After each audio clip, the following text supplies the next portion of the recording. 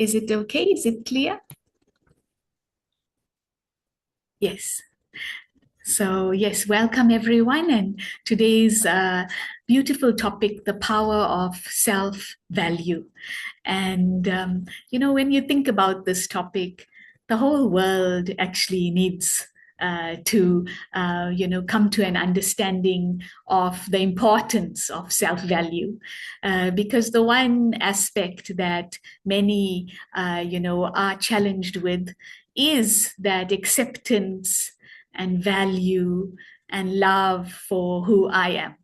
And so, as we've continued through time, getting caught up in everything external, we've forgotten about who we are really. In all the chaos and the fast-paced, dramatic scenes of our life, that feeling of who am I, and do I really have that value for who I am? And so from birth, that socialization, and we are taught, to value ourselves based on many external things, but never, that value for who I truly am, and that understanding of the equality and the universality of my value as just a human being. And so if we could really make time every day to really grind it into our awareness, the aspect of how valuable I am in this big sea of humanity.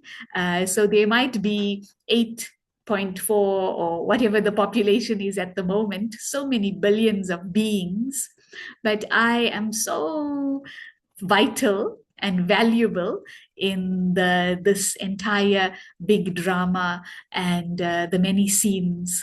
And so for me, self value is the importance of having self worth and self respect, because many in humanity, I think everyone has lost that worth, that worthiness for being who they are.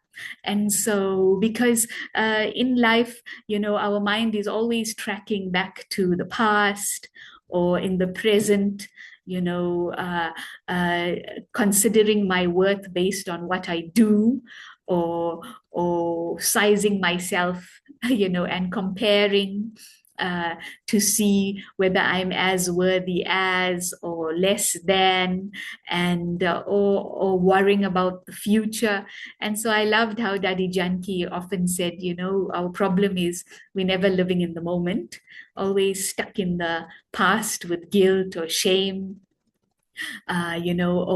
or moving into the future with worry, or in this moment as well, not being true to this moment and honoring it and who I am and my valuable contributing presence in this moment, but always sizing myself up, seeing whether I belong and trying to make everyone happy, trying to fit in. And this aspect that you are so valuable and worthy in this moment, standing right here, right now. I'm this most valuable contributing member to the whole of society and the whole of the world. And so, so this aspect of self-value is is really, I feel, the sickness that humanity is suffering from, where if I don't value myself, how can I have value for anything?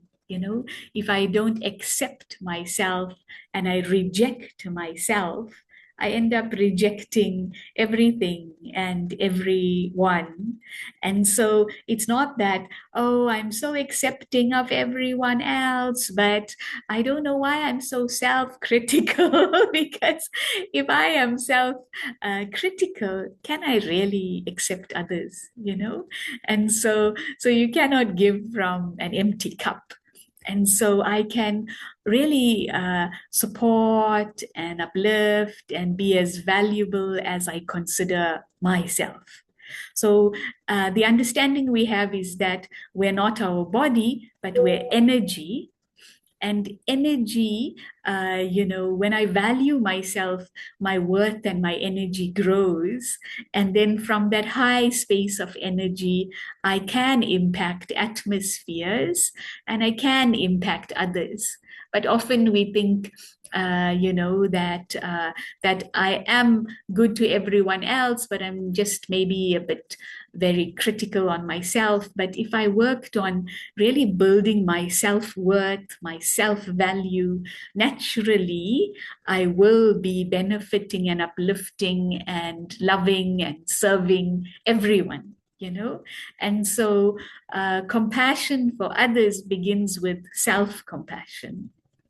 And so, no matter who it may be in the world, many are struggling because they take their sense of worth from circumstance, from people, from position or possessions. But can I lose everything and still feel worthy? Like COVID was quite a challenge for many, who depended on social interaction to validate themselves, but suddenly you had to be alone with yourself and feel comfortable to be in your skin. And how comfortable were we? And so that power of self value.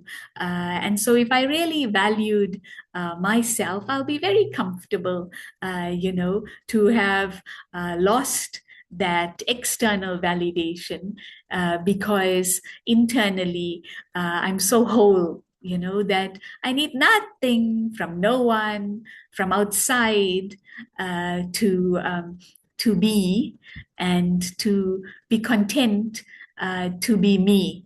And so I'm not lost in the future, lost in the past, but I can be in this present, so whole and complete and present, so that I can offer then my energy to the world, even if I can't get to them to help them, physically.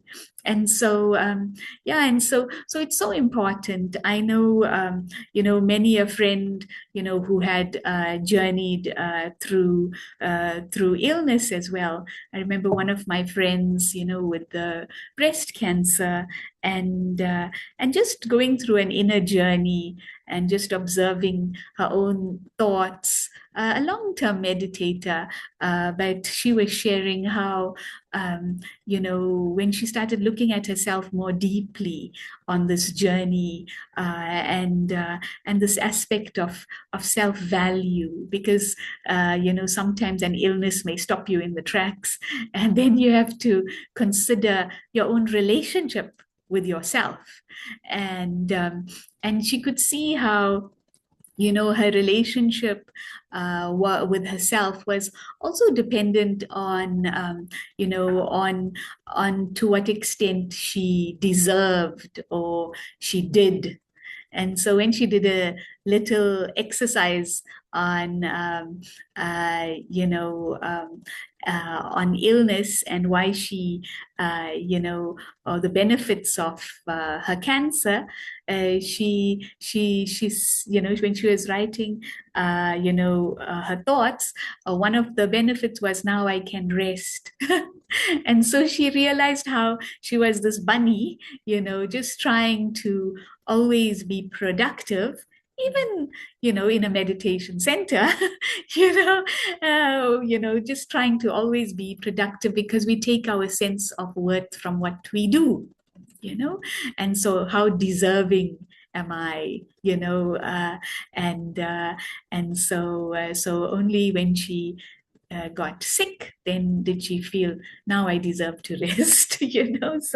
So how harsh we may be with ourselves, and yet what can we offer the world if this is my relationship with myself? If my relationship with myself is so broken, so harsh, so condescending, how can I offer anything better to anyone or anything out there? And so yes, and yet it is a sickness we all suffer from, the lack of self-value, the lack of self-love, self-compassion. And I remember, one of our, teachers also asking the question, if somebody were going through a hard time, or maybe made a mistake, how would you approach them? And usually we'd approach them, with that attitude of acceptance and checking in on them. But when you make a mistake, or you possibly may have said or done the wrong thing, how do you chide yourself? What's your inner critique, your inner voice? And what is that relationship with myself? And it's so important to observe that relationship that I have with myself, to observe my thoughts, and the harsh voice that I may have. And that was one of the first gifts that I learned in meditation, to observe my thoughts and change it from this voice that was always putting the self down, never good enough, to that loveful relationship. And it's so important, then, as one who is embarking on this journey of self introspection, to observe your thoughts and your attitudes and your feelings towards yourself. So I would remember, learning in meditation that I should, observe my thoughts like they are separate from me. And just walking in front of me, so speech bubbles. And so now and again, just have 5 minutes observing the thoughts that you have, because your thoughts are not you. They created from a deep subconscious, but they're ruling in your life, isn't it? Because your subconscious is guiding this whole iceberg, like we were sharing on Saturday, in the direction. And so, I may affirm, no, I love myself. But if I haven't done that deep work of understanding what's embedded in my subconscious, and change that with kindness, because I'm aware, then I can't change the direction of my life. I remember one of my friends, had a challenging relationship with a parent, and the parent, was supposed to be the image of love, but struggled with mental health as well. And she was abused, and she asked another meditator, is it that possibly in another time I was abusive, so I was a victim of this physical abuse? And the person said, it may not be that you were abusive to another, but you were abusive to yourself. And when I heard that, I thought, wow. So how, when I have that harsh words towards myself, I invite harshness externally. And when I break that, I also free myself.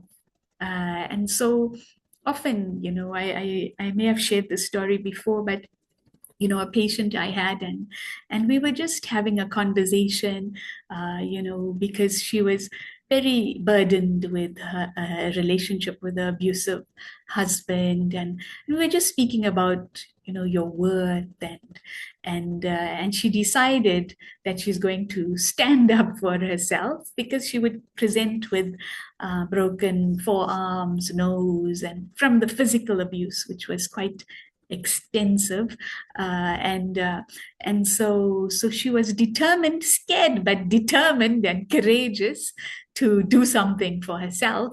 And so she was telling me in my next meeting with her how, her husband, who to the world was very put together, but very abusive, for the first time she decided to stand up, So when he was emotionally abusing her, she stood up with this force of self-value. And as she stood up to him, she was in the bathroom and he held her on the shoulders, and she thought he's going to smash her face into the glass because that's what he normally would do. But he looked at her in the mirror and in her eyes, and he said, "You've changed." And and he then, with her standing up for herself, he began to slowly change, such that eventually he started going to church with her as well. But sometimes we have to break that cycle of self-loathing and lack of self-value to prevent that from being, then being a victim of that, because it's my own self-inflicted thoughts and attitudes that invite that treatment from outside.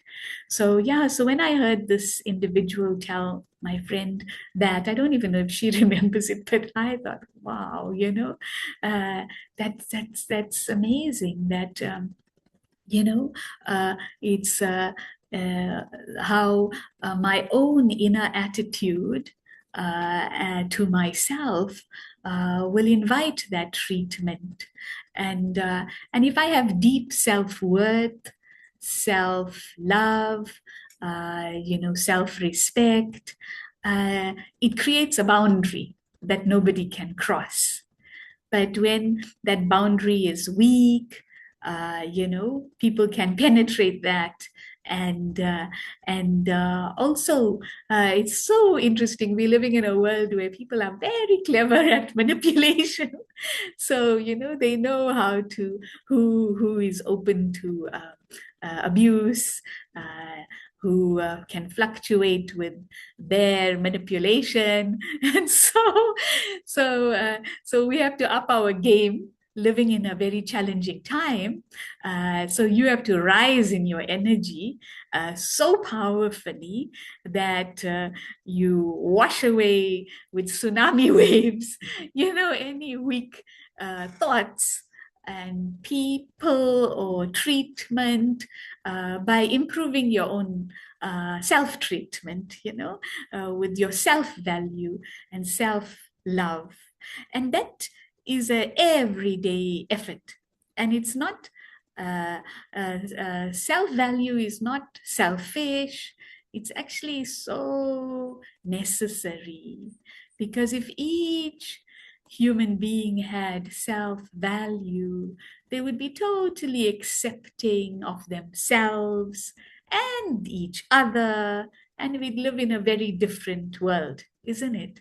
It would be such a harmonious, contented, beautiful space of people walking with real value for themselves and sharing that with others. But because people don't know who they are, and they fluctuate with the external environments. Be it family, work, the energy in the country, in the world, and so we are constantly fluctuating, because we are not shining bright, so I can fluctuate because I'm absorbing rather than choosing to reflect. And so when I switch on that awareness of who I am, I choose to deeply discover and rediscover and shine bright with that self-value, self-love, and as I hold that, it heals and it supports, and people find comfort. I find comfort, so the first step is you find comfort, because how do you feel when you're feeling good about yourself and you're valuing yourself, and you're living your life? It's such a beautiful, contented feeling, and when you forget about who you are and you're so overwhelmed by everything and everyone and circumstances, then one totally is lost in that sea of emotions of the world. And so the power of self value, every day can I make time to know who I am, more than this physical costume, but just for the new ones in the room, the understanding we have is that we're not just these dresses or these costumes we wear, but we are all like valuable jewels. So imagine the world, 8 billion plus diamonds, and each diamond so precious, because diamonds, no matter how tiny they are, they're so precious. And diamonds can't be lost in the dust, isn't it? They'll always sparkle. And so you are such a valuable diamond. Maybe it'll be cooler on this side. so yes, so you yourself. I know. So yes, so you yourself are this valuable diamond, and every day, can you just be in awe of the diamond that you are? Just just for 5 minutes, start your day just looking at this precious diamond that you are in this container of the body. And this is only the container, and it looks all different, but that's only the external. This diamond that you are, what type of diamond are you? You don't have to be like any other diamond, so stop the comparison. So stop looking at others. Nobody needs to be like anyone else. You just have to know who you are and be that, and don't feel that you need to be like anyone else, or any not to get lost in the environment and become a clone, because then you stop shining as well, so to know who you are, what's important to you, and if it's clean and pure, be that, so every day, can I just start my day with that self-worth, self-value, self-love, self-respect, and then carry that into my day, from morning till night. And when I feel my energy is dropping, again, remind myself about how precious every second is. And every second I choose to sparkle and shine, somebody's taking benefit from that. But first and foremost, I'm taking benefit from that, because the world is very tired, and nobody can give you that value or that love, but that higher energy can. So also sometimes, if you can't see your worth, then imagine a complete being, the highest energy, and how he sees humanity and each diamond. So it's like a higher being has this box of diamonds, all 8 billion, and he's observing each one, so precious and so beautiful. And so can you see yourself, not even with your limited eyes that have been fashioned by your history, and maybe history over lifetimes, if you believe in lifetimes, but how we see ourselves is based on a lot of baggage. And sometimes if you can't have self-value, can you see how a higher being would see you rather? I remember once, I was on a retreat. So on this retreat, in a very powerful place, you end up seeing your lovely self, but you also can see your little niggly bits.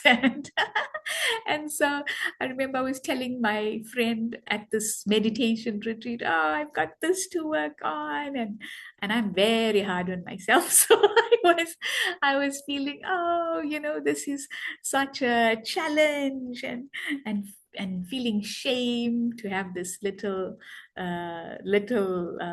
bad quality.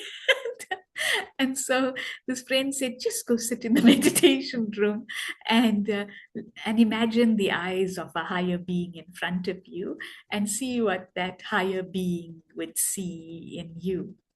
And so I sat there, and 45 minutes, instead of seeing this eyes of the higher being and what a higher being would see in me, I was thinking about this whole story, and trying to analyze this problem, and why do I have this, and that self inflicted sorrow, and then finally my mind quietened, and I could visualize, the eyes of a complete, perfect, source of energy, a benevolent being.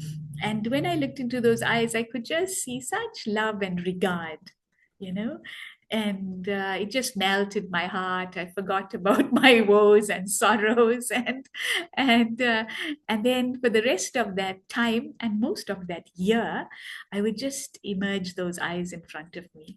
I just feel so loved and valued and held, and nothing else mattered. And so yeah, and so we've forgotten our original, pure, beautiful, peaceful, loving, powerful, blissful self.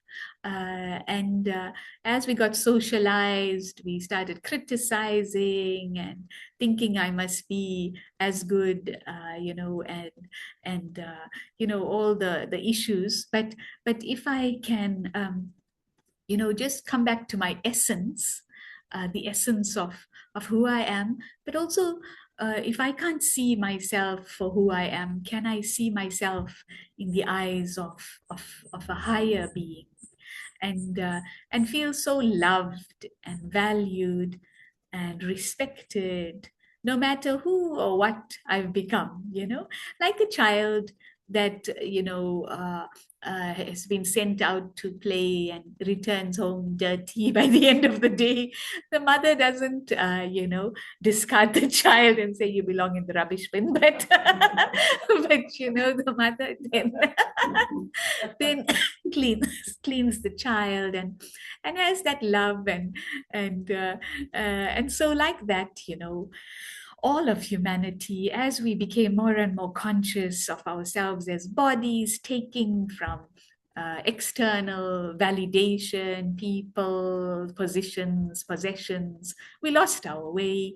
We became, covered with sorrows, self-inflicted, uh, and also we invited that from outside because we didn't know who we were, so we dropped our boundaries, and so like we said, that story of abuse, how we invite abuse. So yeah, so by losing our self-worth, we totally lost, the understanding of who I am. But that highest energy just sees us beneath all that layers of dirt to the core. And as you keep yourself in your truth, your identity, having that faith that you will return to that, and staying in alignment with a higher being's vision of you, slowly, slowly, you grow that light such that all the cloud cover, slowly dissipates. And it takes effort.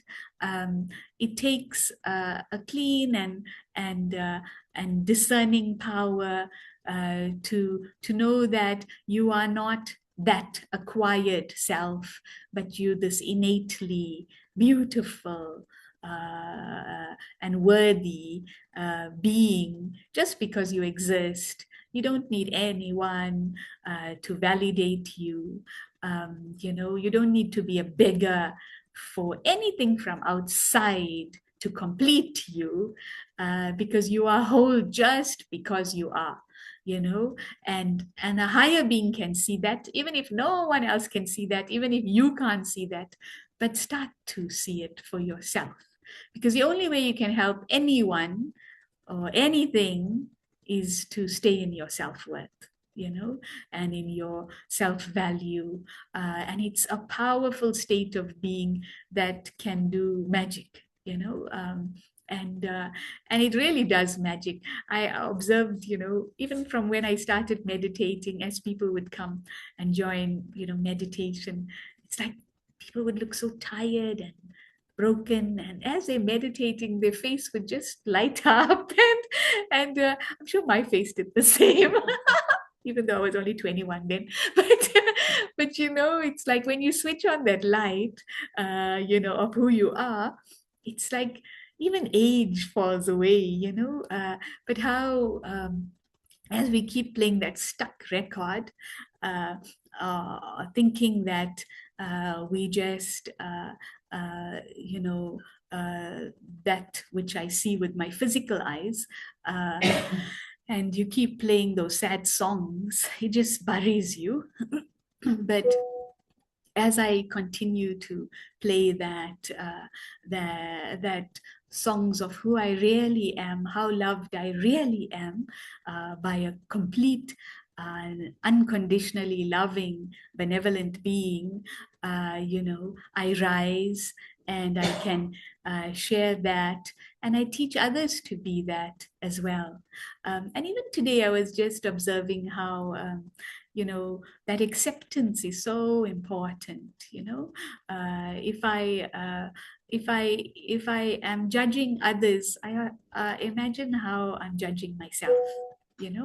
So also learn from your relationship with the outside, to see what more you can work with on the inside. And so if I am the type that, maybe judging, sizing up, or having opinions, then I'm doing that to myself the whole day as well. And so whilst what I do to myself impacts on the outside world, can I also learn about my relationship with myself from my relationship with the outside world? And then if it requires more acceptance, more value, more unconditionality in my attitude, then let me bring that into my awareness.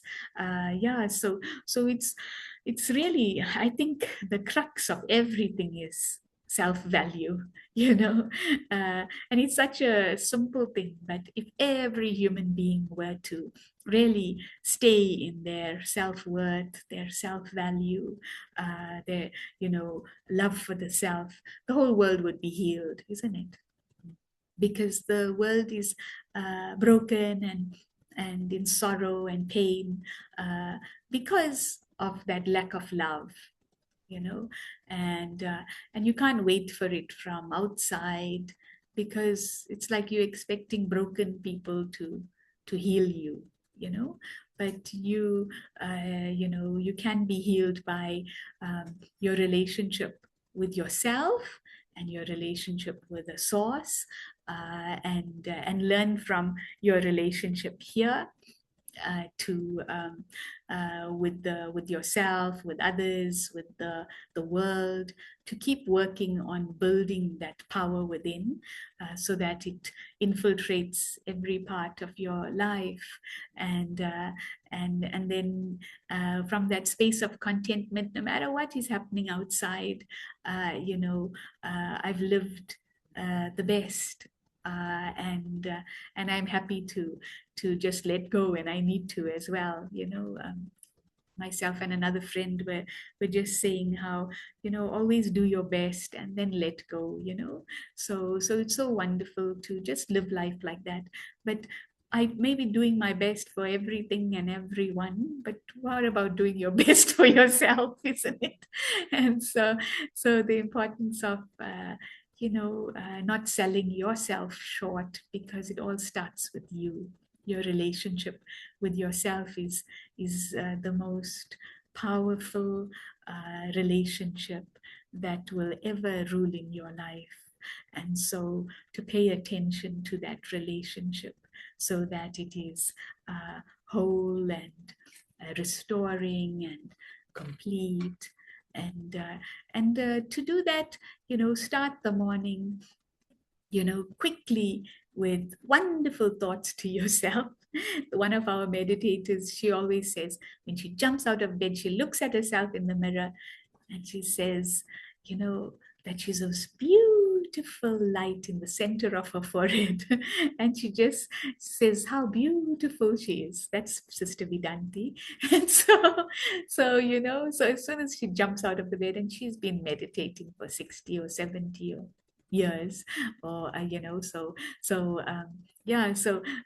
that's her practice. So instead of getting caught into what you have to do today and the pressures of all of that, your first thought should be, that filled with so much self-value and self-love. So quickly look into the mirror and don't see your physical costume, the tired body, but look at the beautiful jewel in your forehead, this soul, this spirit, this untouchable, valuable living energy that you are. And just focus on that forehead and see that beautiful light that you are. And just a few seconds, and then just sit with that awareness. And then, as we said, see how a highest, most unconditionally loving light would see you. People wait for near-death experiences to have that experience. You've heard of near-death experiences where they feel they're leaving this body and going towards that unconditionally loving light. And they say, why did I have to come back? Because it was so nice, floating towards that light.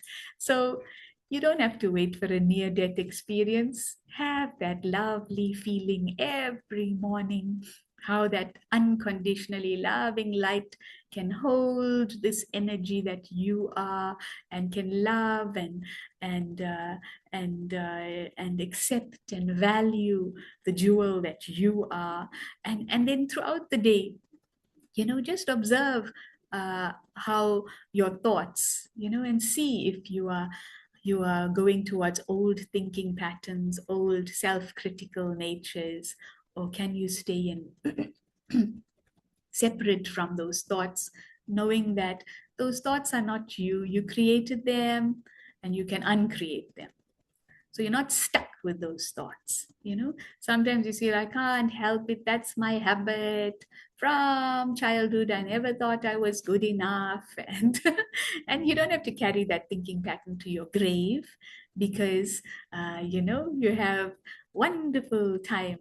So today I was telling a new cancer patient I met, yes, I'll keep your symptoms well, so you must enjoy life. And he's got a little bit of dementia, and he said, yes, I'm going to enjoy life. So so yes, so we can't wait for a death sentence to start to enjoy life. And don't feel you're stuck with old thinking patterns. You created it, you can uncreate it, so that you live right to your last moment, with thoughts that are wholesome and healing and powerful and uplifting, because you are your best gift to yourself. And every day, gift yourself with new restoring thoughts, so that you can live with contentment and joy and love, because that's what we came here to do, no? We didn't come here to suffer and cry and think I'm so small and a problem and self-critical. So why are you wasting your time? And so if you don't like the thoughts that comes out of this mind, change it, because your thoughts are not you. You are the living energy, the soul, and you create thoughts. And you created those sick thoughts, and you can uncreate those sick thoughts by not allowing them to live anymore. So you can replace them with powerful thoughts. So I remember when I started meditating, I just say, like, I'll see this thought, oh, I'm worried. Then I'll say, no, I'm a powerful soul. Oh, I'm not sure. Then I'll change it to a powerful thought. So observe your thoughts and choose which thoughts you want to carry on your journey of life, or you want to be heavy and burdened with all those thoughts that just drag you into your grave, you know. So you want to live or you want to die. At every moment it's a choice, you know. So it's not about the end, but it's about the journey, isn't it? And how I enjoy the journey of life. And so, yeah, and so during the day, observe your thoughts. And also, most important is also that evening, before you put your head on the pillow, end with some powerful thoughts, and let that carry in your dreams, because they will reshape your life as well. I remember I was telling my little nephew of 9, your last thoughts before you sleep are very important. And so I was telling him, I just had a day with him, and then he says, Mosi, Mosi, which means auntie, I had some powerful thoughts. I said, what were your powerful thoughts? Because he was going to sleep. He said, I'm going, so he said, this is going to be ready and I'm going to be very good at school. But this little child, I said it in passing, but he listened, and school may say he's got ADD and dyslexia and everything else, but it's amazing how he listens, so and so every night, your last thoughts before you sleep can also play in the mind over those 6 or 8 hours that you sleep, and shift the trajectory of your life. So hold powerful thoughts as well before you sleep. So early in the morning and before you sleep, and in the day, observe and check your thoughts, so that they so that you don't carry those thoughts that you feel you're not deserving of, and are not useful anymore. Thoughts that may be fear-based or or limited, and don't benefit you. So change them, because it's in your hands to do that. So we can stop here to take any thoughts, and then I'd like to end with a meditation. So let me see, there's a few comments.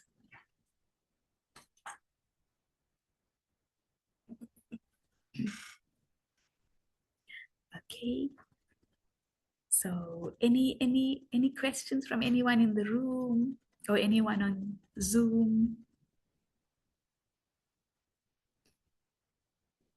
I would love to know how to begin to meditate. Yes, how to begin to meditate. Yeah, you're asking. Yeah. Okay, so wonderful. So we have a whole meditation course. but the first aspect is to just allow your body to be comfortable, and then to turn within, and then observe your thoughts, and see how you can drop deeper than your thoughts into that still space that is creating your thoughts, and just go into that experience of that still creator of your thoughts, and just experience the wholeness of that, which we explore in the meditation course. And if your thoughts drift, you go back to that point of light, that jewel that we were speaking of. But I'm going to do a meditation now, so we can experience that. But it's about relaxing your body, observing your thoughts, separating from your thoughts, to go deeper and to stay there, to hold that feeling and let it just flow into this body, into this room, into the space. But it starts with, that importance of uh, of uh, of being separate from your body, because you're not your body. So there's various forms of meditation, but the form of meditation that we practice here is knowing that I am separate from my body. I'm not the body. I'm the being in the human. The human being. I'm the being in the human. But I'll do a meditation on that, and we can chat some more. Yeah. Any other questions? So that question was, I would like to know about how to meditate. Yeah, so a lot of comments, but I don't see any questions. So a lot of comments. Let's see, anyone in the room? But otherwise, let me do a meditation on the power of self-value, and then if there's any questions after, we can take that. Okay, so just to sit comfortably and relax, and I'll guide you, and just let your mind follow the words that I will speak. And if your mind drifts, it's okay. Just bring it back to the thoughts and create those feelings, so that those feelings can replace old feelings, because I can't, just suppress old feelings. I have to create something more valuable than those old feelings. So just to sit comfortably and relax. And as I'm seated here, I allow my entire body to become totally relaxed. From the top of my head to the tips of my toes, I just scan my whole body like I'm passing an X-ray slowly from the top of my head to the tips of my toes. And if there's any tiredness, weariness, pain, I let it drop down this body, down both my feet, into the earth beneath me. Relaxing my feet, I let them rest on the carpet. I relax my legs, straightening my spine, just breathing in peace. I fill my lungs with peace as I gently breathe out, just relaxing my neck and shoulders. Every time I have a harsh thought, I contract these shoulders, and so I just relax them. It's okay. I relax my arms to the tips of my fingers, my scalp and face, my jaw. In this moment, these few minutes are my time. I can drop all masks, let go of all responsibilities and roles, and just drop deeper into the awareness of I, this beautiful jewel, this beautiful light shining in the center of my forehead. And I visualize this beautiful, pristine, perfect jewel. This light just emitting rays in all directions, dancing and rotating in the center of my forehead. So light, so free, so peaceful.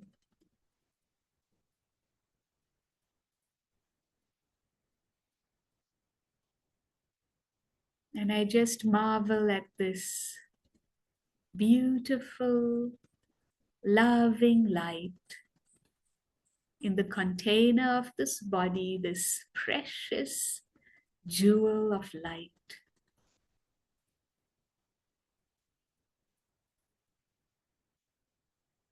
And I have so much regard and respect for this wise little light.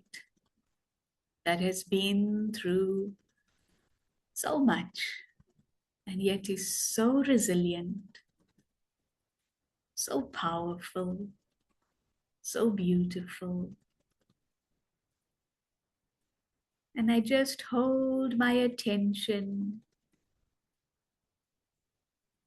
on this peaceful, joyful, powerful light that I am.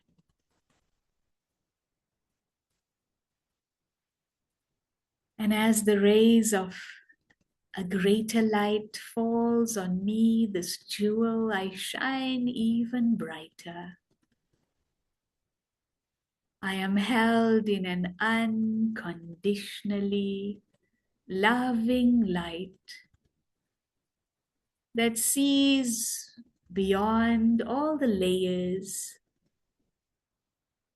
to my pristine, unique, valuable core.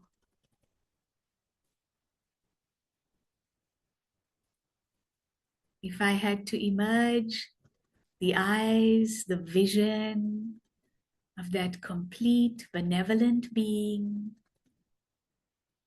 the vision that that being has for me,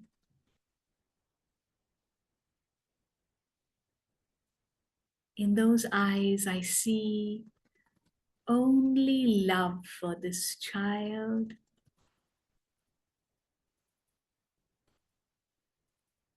such regard and respect, and not just for me, but for every human being. I am loved, I am accepted, I am love.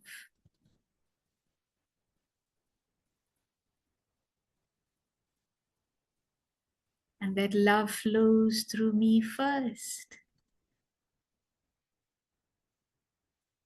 And I accept everything, myself,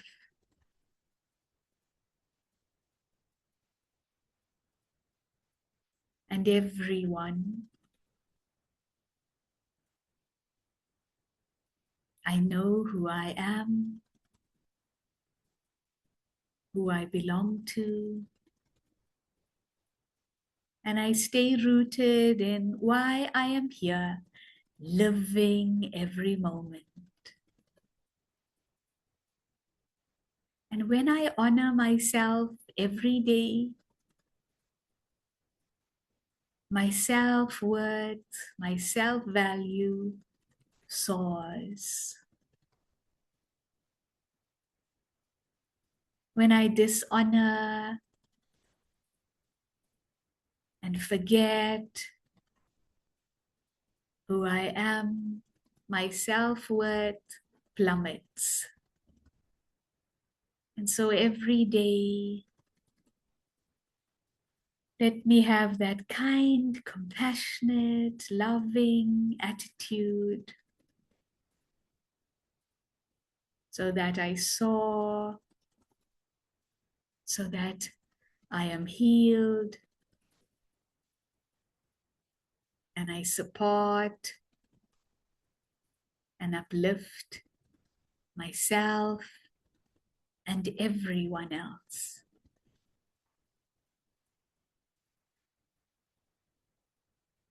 Now I gently bring my awareness to this moment. Come present, just holding that special feeling of the wonder of me. Om Shanti.